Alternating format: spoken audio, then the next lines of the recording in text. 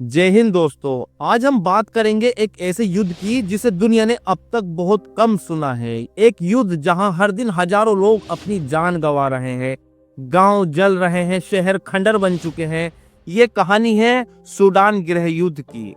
Sudan Africa का तीसरा सबसे बड़ा देश है जो लाल सागर के किनारे बसा है, जिसकी आबादी लगभग 4.8 करोड़ है। हजारों साल का इतिहास, लेकिन आज ये देश बारूद की तरह खतरनाक है।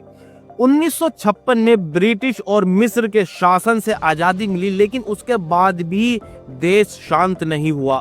1980 से 90 के दशक में गृह युद्ध, 2003 से 2008 में दारफूर नरसंहार, जहां 2 से 3 लाख लोगों की जान चली गई। आरएसएफ यानी रैपिड सपोर्ट फोर्स की उत्पत्ति भी इसी समय हुई। 2011 में सूडान का एक हिस्सा साउथ सूडान अलग हो गया। तेल, धर्म और सत्ता के कारण उत्तर और दक्षिण में विवाद लंबे समय तक चला।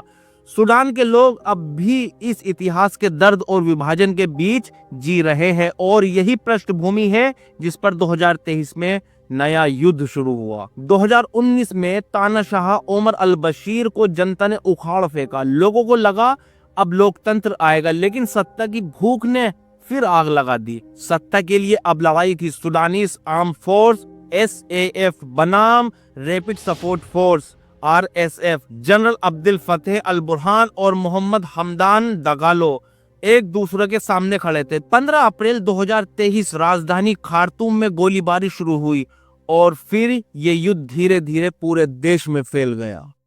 दोस्तों, अब बात करेंगे इस युद्ध के मुख्य पहलुओं की। कौन लड़ रहा है, क्यों लड़ रहा है और कौन पीछे से खेल रहा है। सूडान की लड़ाई मुख्य रूप से 2 शक्तिशाली समूहों के बीच में है। सूडानीज आर्म फोर्स, जिसे SAF कहते हैं, और रैपिड सपोर्ट फोर्स, जिसे RSF कहते हैं। SAF देश की आधिकारिक सेना है। टैंक, हवाई जहाज, भारी हथियार इनके पास है। General Abdul Fattah al Burhan इनके नेता हैं। RSF अर्धसैनिक बल, जो पहले जानजीवड़ मिलिशिया के रूप में प्रसिद्ध था, RSF का नेतृत्व करता है मोहम्मद हमदान दगालो, जिसे हेमदती कहा जाता है। इन दोनों के बीच शक्ति का संघर्ष कारण है। RSF अपनी ताकत और स्वतंत्रता खोना नहीं चाहता। इसके अलावा देश के अलग अलग हिस्सों में स्थानीय मिलिशिया और जातीय समूह भी लड़ाई में शामिल है। दारफूर, खार्तूम, ओमदुरमान, हर जगह अलग अलग संघर्ष देखने को मिल रहे हैं। युद्ध सिर्फ सत्ता का लालच नहीं है। सूडान के पास है तेल, सोना, जल संसाधन। RSF इन संसाधनों पर नियंत्रण चाहता है। SAF चाहता है कि ये सब राज्य के नियंत्रण में रहे। इतना ही नहीं, सत्ता की राजनीति भी गहरी है। जनरल अल बुरहान चाहते हैं देश को सेना के तहत मजबूती मिले, लेकिन RSF अपनी स्वतंत्रता नहीं छोड़ना चाहता, और इसी टकराव ने देश को फिर से युद्ध की आग में झोंक दिया। सूडान अकेला नहीं है, दुनिया के कुछ देश सीधे या अप्रत्यक्ष रूप से इसमें शामिल हैं। मिस्र SAF का समर्थन करता है। UAE और रूस वैगनर ग्रुप RSF के साथ जुड़े हुए माने जाते हैं। अमेरिका और संयुक्त राष्ट्र बीच में फंसे हुए हैं, यानी युद्ध का असर सिर्फ सूडान तक सीमित नहीं है।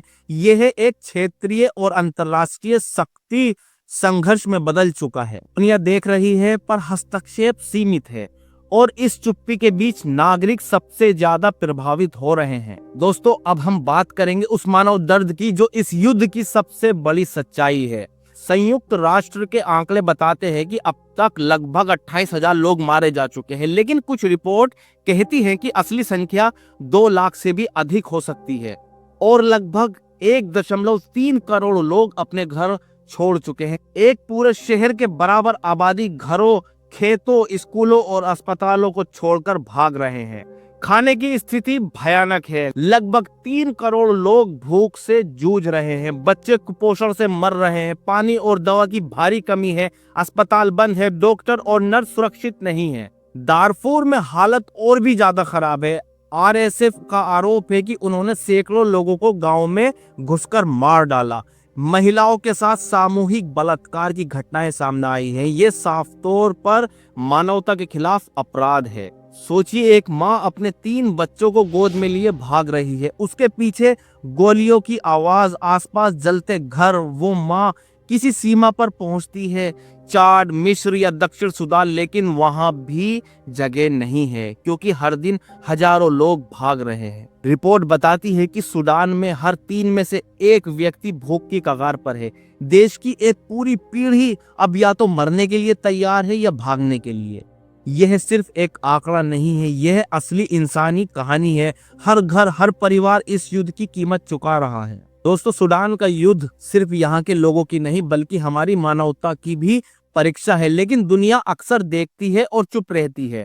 दुनिया जानती है लेकिन मीडिया ने इस पर ध्यान नहीं दिया। बीबीसी, CNN, भारतीय चैनल, ज्यादातर न्यूज में सूडान की खबरें गायब हैं।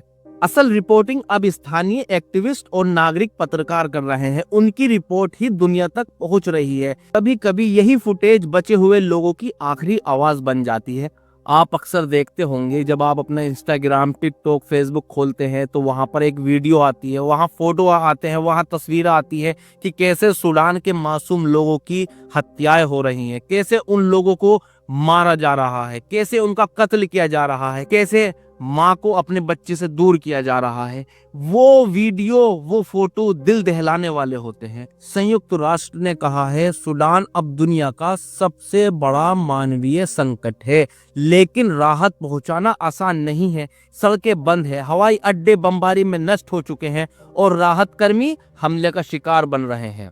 मिस्र SAF का समर्थन करता है। अमेरिका और यूरोप का ध्यान ज्यादातर नीति और प्रतिबंध पर है। सऊदी अरब ने शांति वार्ता की कोशिश की है लेकिन अब तक कोई स्थायी समाधान नहीं आया है। दुनिया देख रही है लेकिन युद्ध का सिलसिला जारी है। कुछ प्रयास हुए हैं जद्दा, सऊदी अरब में शांति वार्ता, लेकिन SAF और RSF के बीच भरोसे की कमी बहुत बड़ी है।